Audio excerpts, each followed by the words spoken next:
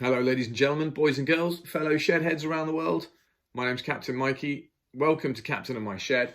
Now, I'm guessing I'm like a lot of certainly hobbyist woodworkers out there in as much as I hate sharpening. I like to use nice sharp tools, and if I have a system that works, that's semi-enjoyable, but sharpening lots of tools on the trot, that's a pain in the neck. So I decided I was going to make a sharpening station, and I was going to base it off a couple of tools that I'd seen on Banggood that I thought might make a difference and make things a little bit quicker. And those are this honing guide and this sharpening angle fixture, along with this little kind of angle rule thing here. And in this episode, I'm going to tell you why not to waste your money on this nonsense. Just build yourself something simple and learn to use these. Enjoy.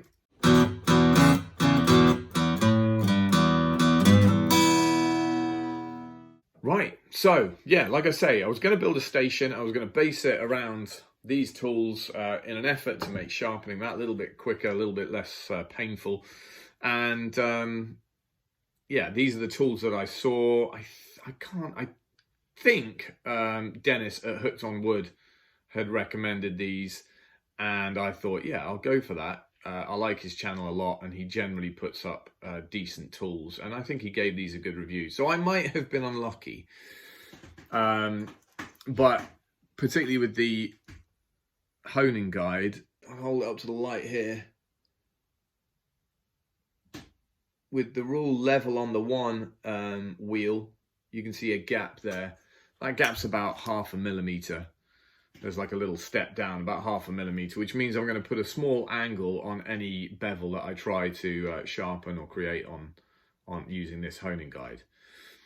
That's a problem. For me anyway, that's a problem. It would irritate me. Again, I'm not advertising these and talking about cost and whatnot, but it's enough money that you want it to work well. The rest of it seems to be made well. The tolerances are good apart from the alignment of these two. And you possibly can't see it on camera. There seems to be a slight difference between the color. So maybe I got a different batch for each block and that's why they're misaligned. But either way, it's a problem. I can't use it, or rather I won't use it. Using this, again, I thought, well, even once I'd lined the blade up with this at a particular angle and brought my block up so that my blade was perfectly aligned at 25 degrees or whatever it was, I found that when I presented that to the diamond stone that I've been using, there was it was slightly out from the primary bevel. And I didn't want to have to create a whole new primary bevel. So I basically reverted to using my hands because I got fed up with this, and this may well be accurate, but who's to say that the bevel you're working with is perfectly accurate? I doubt that's ever going to be the case. So now I'm just going to take a couple of things that I do trust and turn them into a sharpening station.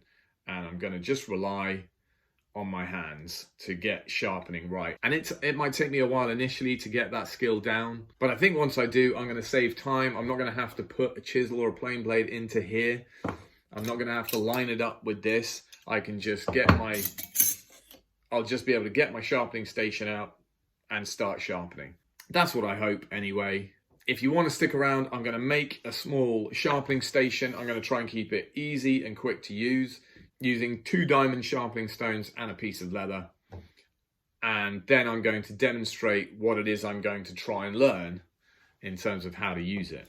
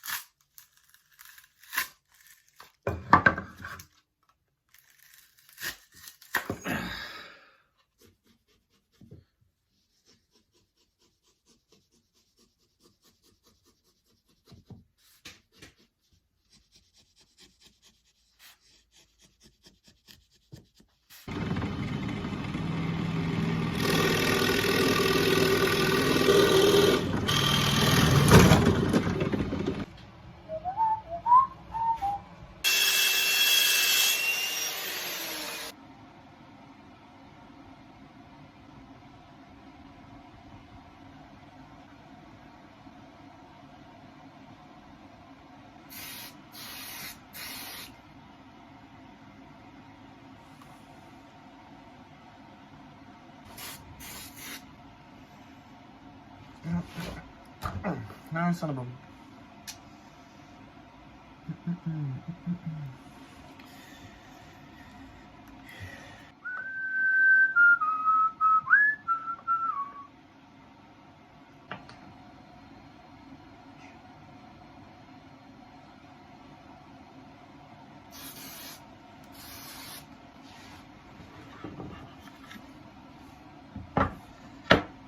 Right, I'm not quite sure how this happened, but I was just watching and you've seen me making this bit, but this pocket here has suddenly appeared and I've not shown you how I've done it. And I'm sure I filmed it, but I can't find it for the life of me, so I'll just show you very quickly now how I went about it. It's dead simple. Okay, what makes this technique so easy is this bit here.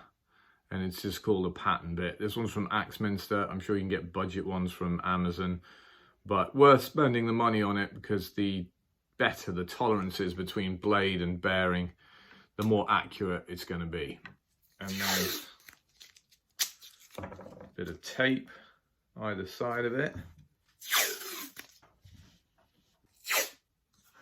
A little bit of super glue. Accelerator on here if you have it. Stick it down. 2. Now I've done that in a bit of a rush, but you can see now when I get rid of the plate, I got a perfect template. Now I can take a couple of passes. Don't take the full depth of cut.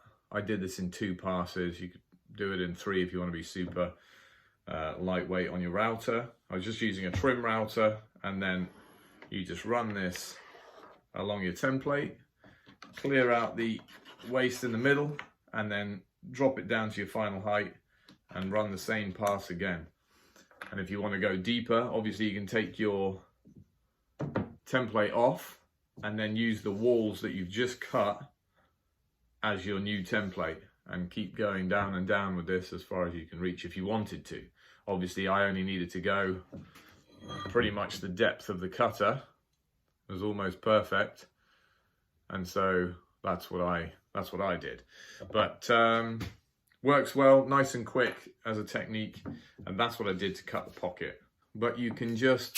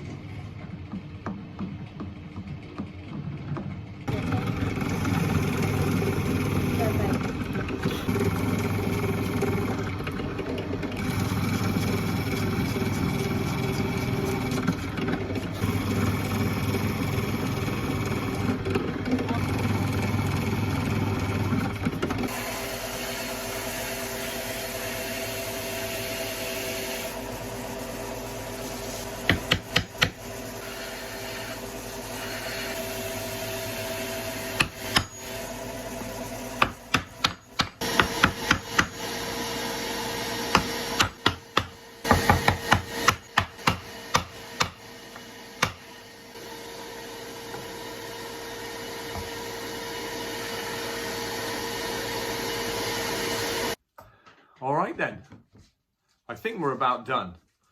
I'm happy with it at the moment. It might go through some changes once I've used it a little bit, but just to show you and talk you through the design, it's pretty simple. I didn't put it down on a piece of paper. It was a phrase I heard on another YouTube channel. It was kind of run and gun design. I like that. So yeah, we got this fin on the bottom of the board. It fits perfectly in my vise. I can lock it up rock solid, nice and tight on the workbench. It's got a nice overhang here. So when I have the plate in, my knuckles aren't impeding on anything, and the handle's got space to move on this free side. And the way it's supposed to work, the one stone will sit in here, and the other one goes in here. There's 5 magnets in this one, rare earth magnets, just to help prevent the stone from rocking back and forward, or the plate, whatever you want to call it. This is the 1000 grit stone, and obviously once you've done your work on there, we just swap them around. This stone was ever so slightly shorter, which is why I added the magnets, because this was sliding back and forth, but the magnets are preventing that. Put the fine edge on it with that, and then I can flip it round.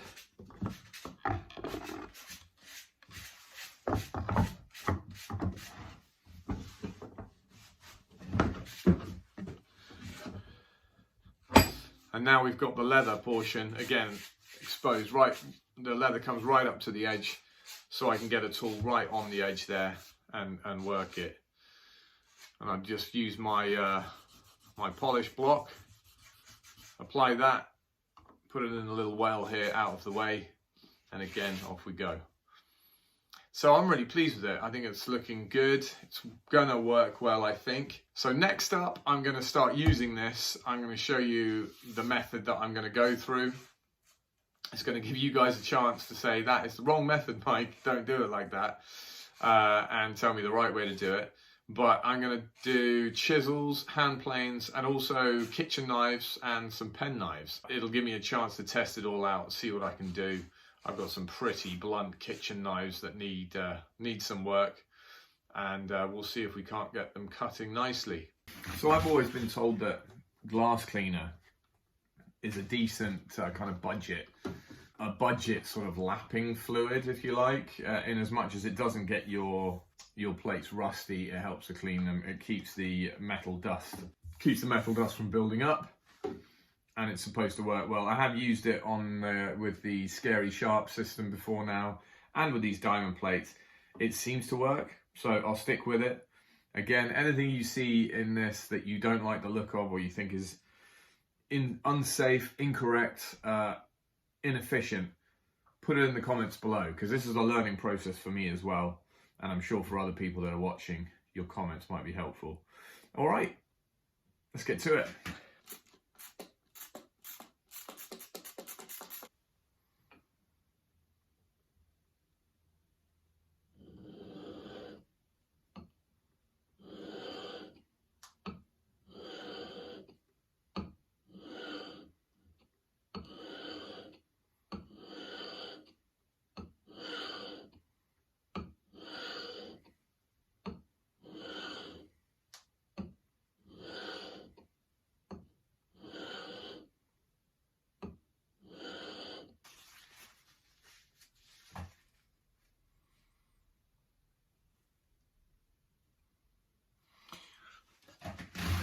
Well, that's starting to work. Just a primary bevel on this one. And I'm building up a small, I can feel it with my finger, a very small burr up front there. I'll keep going another few strokes. Just remove that burr then, and we'll ready to hone, and we'll see where we're at. Ready to strop, sorry. We'll see where we're at.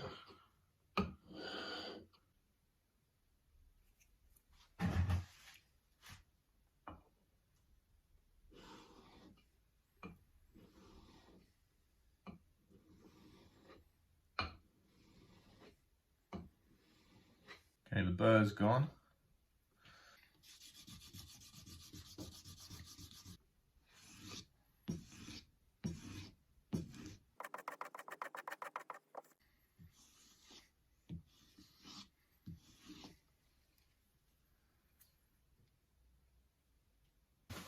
It looks good, but is it? Yeah, let's have a look at these plane blades then.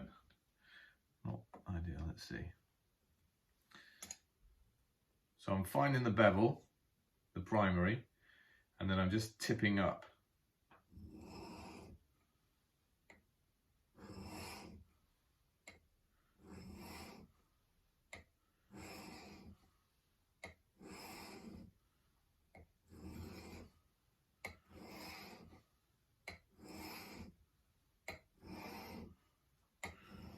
Trying to keep that angle consistent each time. Yeah, you can see it cutting that nicely. I don't know if you can see, yeah, you can just see that secondary bevel's being cut beautifully there. We're not yet at the stage where we've got a little burr going on there.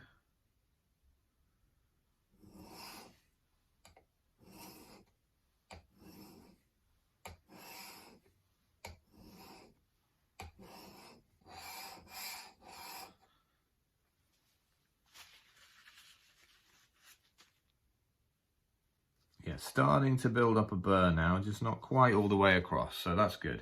We're getting somewhere.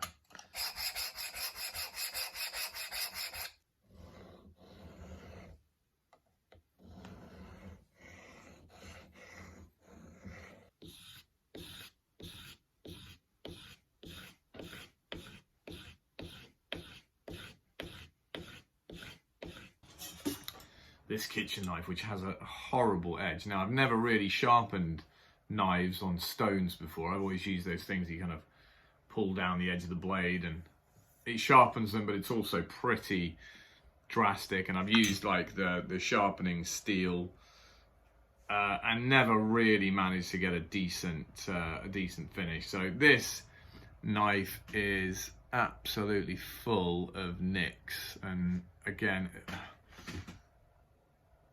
I don't know if you can see that in there. It is not a good edge. But anyway, I can try and get this. You can hear that burr on the tip. I'm going to try and get this somewhere near sharp, but I think we're going to have to start with the 300 grit and work up. This might be a bit of effort. We'll see. We'll see if I can get some kind of technique going. And again, any tips, tricks, advice you've got for this one, let me know. I'm just going to freewheel at the moment and see if I can't get close to a good result.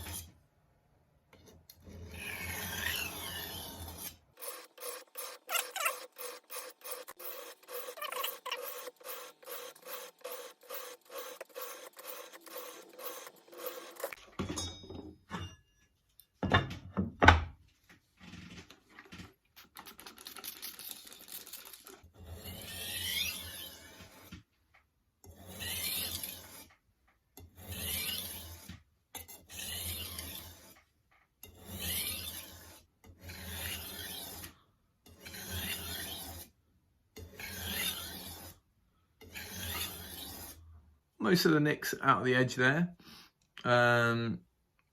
Again, tough to see, I know, but we're going to move over to the superfine plate now.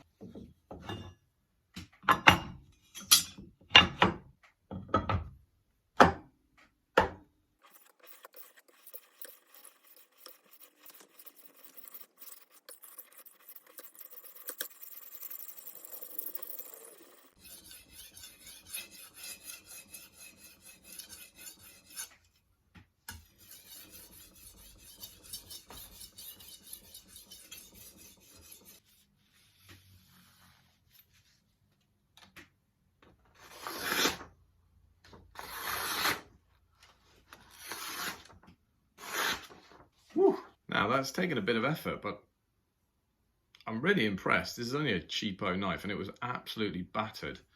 It's got nothing to do with my sharpening station. It's more the diamond stones that I'm impressed with, but I didn't think I'd be able to get this cutting so nice and sharp, and I haven't even stropped it yet.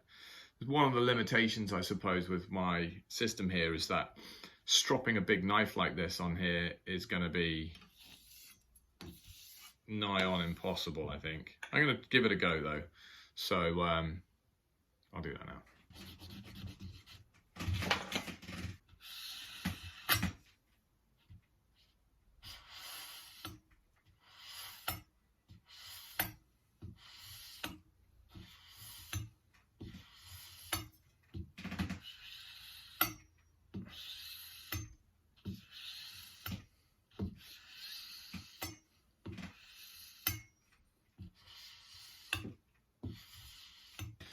Giving it a quick strop. It was already pretty sharp. Let's see if that's helped at all.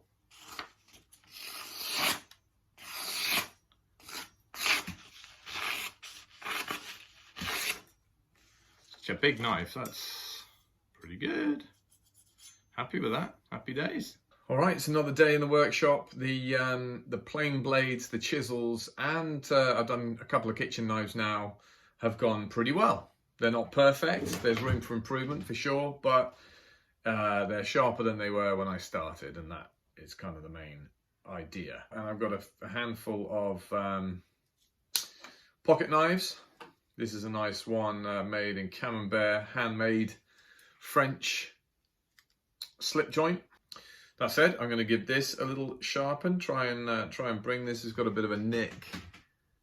Can you see? Oh, you can just see it there, just in front of my finger there. A little bit of a nick in the blade, so I'm going to try and work that out. Then I've got this little Kaiser sheep's foot blade on this, again, little slip joint folder. Nice fidgety knife that. So yeah, a couple of pocket knives, a couple of smaller blades to work on. This one's still fairly sharp, just needs a little bit rehoning and a little polish. This one needs a bit of work to get that nick out, so let's get on with that.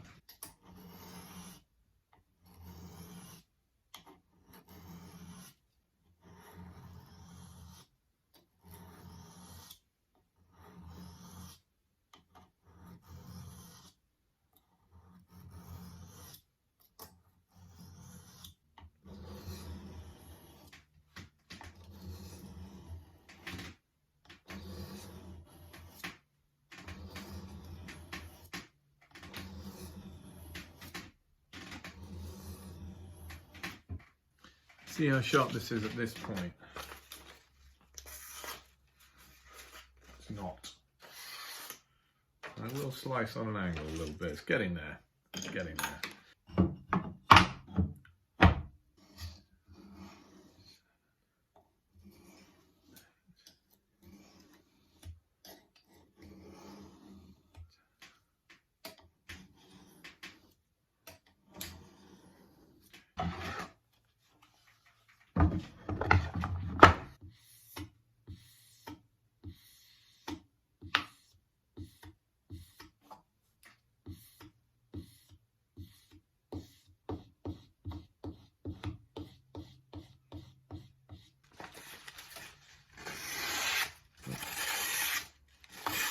Working well.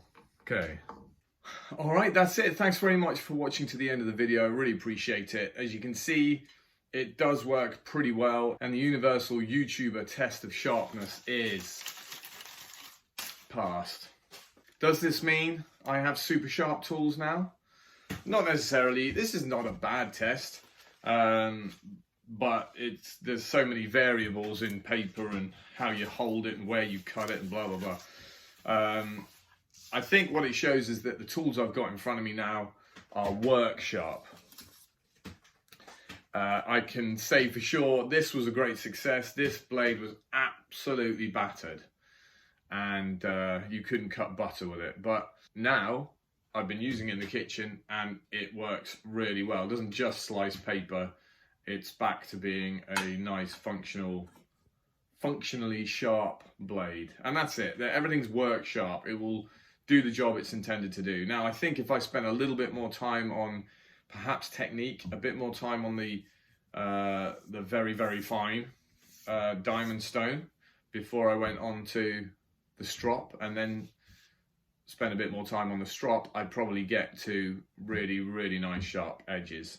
But it works is the point, and it was pretty quick. The one concession I did make is that I wanted to do it all by hand, but actually, so in order to get that nice flat primary bevel, I did employ this it's a pretty cheap honing guide that a friend of mine gave to me, but it did mean that I could hold my primary bevel, adjust this on the plate, making sure the primary bevel was touching the plate nice and flat, then tighten it up. A little bit fiddly to do, but then as I sharpened, I knew I was getting the whole surface of that primary bevel. I ended up with a nice straight, you can see on there, a nice straight flat primary bevel, and then just the tiniest secondary. I'll stop saying primary and secondary now. The pocket knives worked well as well, but they're a little bit more fiddly being so small. But again, happy with the edge that I ended up with on there. I think probably, if anything, the pocket knife sharpening needs a bit of a fettle, a bit of a finer touch, a little bit more attention to my process on those. But still, they're work sharp again. Better than they were. It's an improvement. So happy days, as always. I hope this was useful to you. Just to have this stowed underneath the workbench is a nice spot for it. And I can just whip it out, hone or sharpen the tools either before or just after I've used them, and then put them to bed nice and sharp. Thanks very much for watching. I look forward to seeing you next time. Take it easy. Bye.